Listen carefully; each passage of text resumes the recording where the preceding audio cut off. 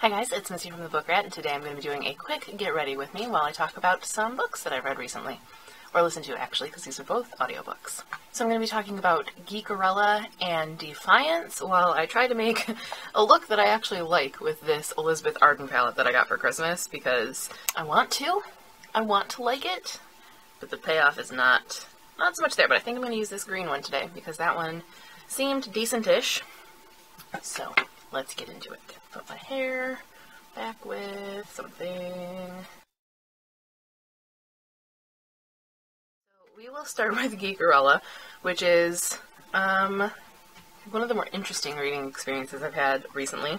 Everything in this is shimmers except for the white and the black. Oh, continuing on the theme of making myself use things that I don't like, I'm going to use this Nudes from Maybelline for a transition. So, Geekerella.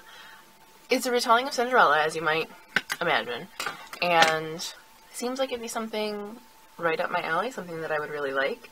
And in some ways I really did. I think it had good humor, good geekiness, you know, good character work mostly.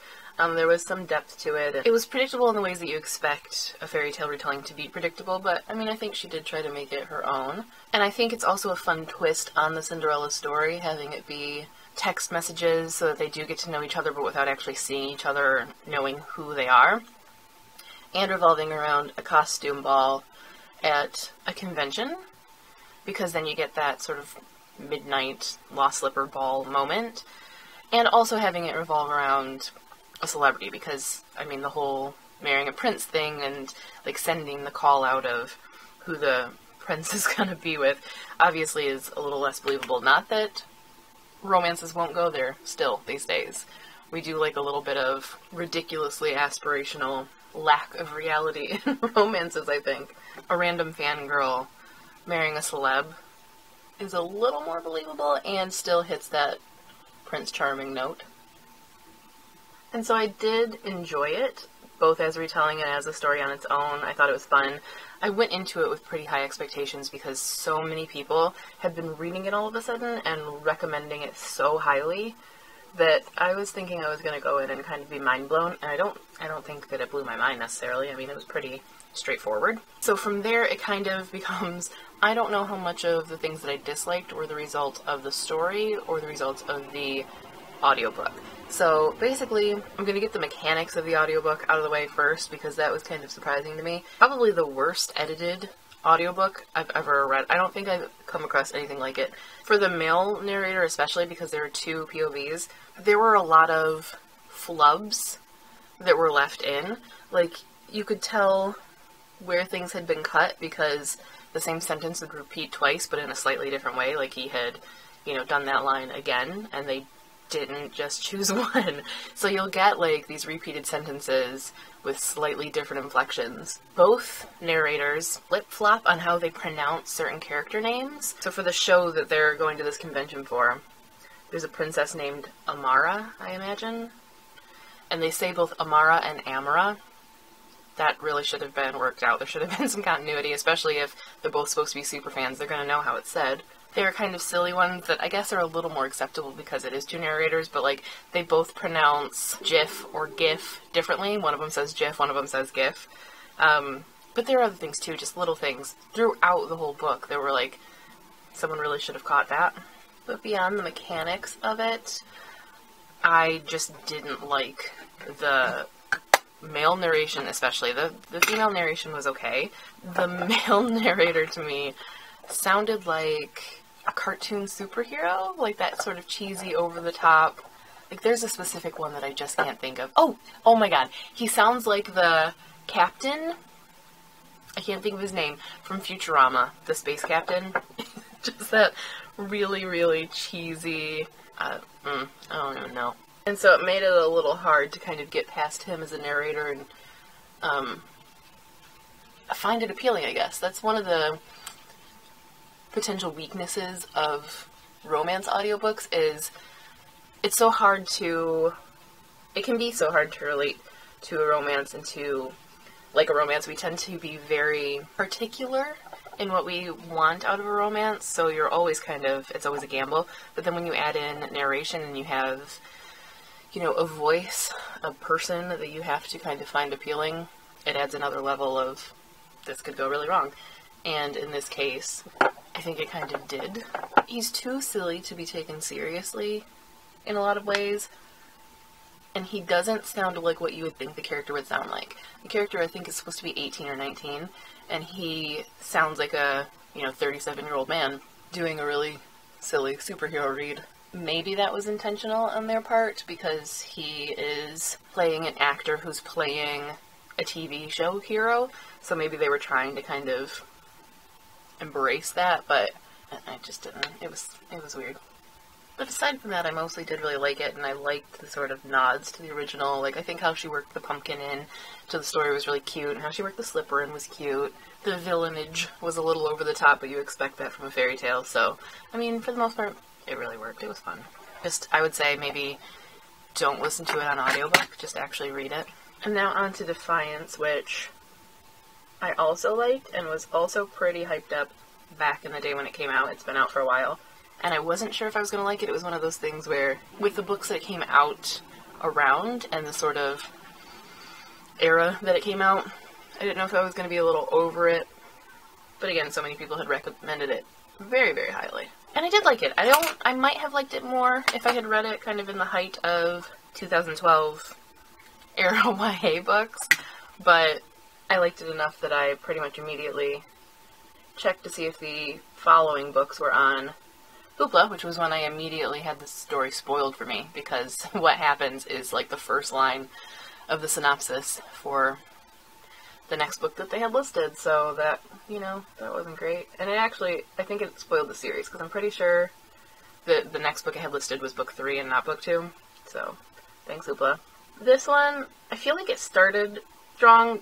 It's kind of a weird one, because as far as personal interestingness and liking sort of the characters and the world being set up, I felt it like it started stronger, and then it got a little blah as it got into the action. Whereas I feel like most people are going to have the opposite and feel like it spends too long talking about going on an adventure before it actually goes on an adventure. So I think people are going to kind of fall in two camps with that.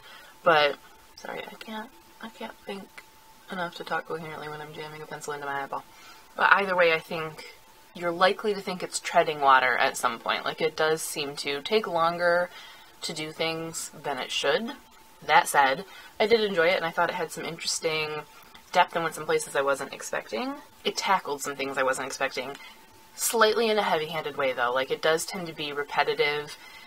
Not in a way that... I don't know how to describe it. I guess kind of in a way that it's almost like the author, C.G. Redwine, maybe thinks she has to reinforce certain things so that the reader will get them, which feels a little condescending, I guess, sometimes. From a craft perspective, probably makes sense from a storytelling perspective, like, for the character. This one also is told from two POVs, and one of them does this best case, worst case scenario thing, which also becomes repetitive, so those combined, like the repetition of best case and worst case, along with some of the things that the other female main character is going through, and the way she tends to repeat certain things and dwell on certain things, which are understandable, those combined kind of can give it a feel of being repetitive, added to the fact that it does sometimes feel like it's treading water and should be moving forward when it's not, and you can feel like you're going in circles a little bit. So I can see where it probably would maybe get on some readers' nerves. And interestingly enough, I feel like it's maybe slightly the opposite of Geekerella, where I feel like if I had listened to this one, or if I had read this one, you know, in a physical book, instead of listening to it on audiobook, maybe I wouldn't have liked it as much. So these two kind of, I guess, illustrate how make it or break it an audiobook can be. And, you know, the way that you gel with it can really determine whether you're going to like the story as a whole and not just the audio. It wasn't intentional to pair these two together, but it is kind of funny that it worked out that way. Alright, we're getting to the tail end here. Before I kind of wrap it up, I was too busy talking to tell you what I was doing. So, foundation, Wet n Wild Photofocus, pretty much all I use lately. Eyeliner and mascara were both from that same Elizabeth Arden set. And now I'm moving on to the brows. And brows, which I'm going to do really quickly, is from Rimmel. blush is from Cargo. It's in the color Bali, which I recently fixed because it broke on me, and I was crushed because it's one of my favorite blushes. But anyway, so kind of wrapping this up, the last thing I really have to say about Defiance is, again, the villainage. You know, the villain's a little over the top, a little cheesy. In other aspects of the story, there is kind of complexity in the idea of a villain and of doing right versus doing wrong. So it balances, and I appreciate that, but the sort of main villain, very over the top. Kind of cemented something for me, which is that, for whatever reason, in audiobooks, narrators tend to do a lot of vocal fry with the villain. It's all very like this, and it gets on my nerves so bad. I don't know if that's a direction from the publishing companies or the audiobook directors and recorders to say, like, we want to indicate that this is a villain, so you need to make them horrible to listen to, but it adds to the cheesiness to me when they all sound like that. Why do they all sound like that? But so that is me done. And that's what I thought of Geekerella and Defiance. I will leave the synopsis and the links to both books below so that you can find out more about them there. I'll also try to list and link everything that I used in case you're at all interested in that. But that is all for this Get Ready With Me in this quick little audiobook review. If you guys want to see more of these type of things, let me know. I actually did record 2 other Get Ready With Me's. Is that what you would call them? That's what I'm calling them. But I haven't put them up yet, partly because I feel like I took on too much in them, so they're very long. Like, I talked about too many books in both of them. So, yeah, I'm still on the fence about them, but if you want to see them, maybe I'll put them up, but let me know.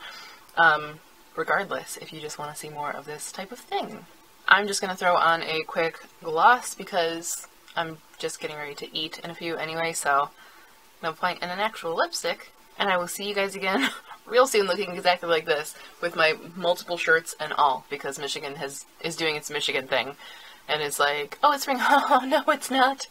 So I just keep layering them on. But that is all for this video. Thank you guys for watching, and as always, happy reading.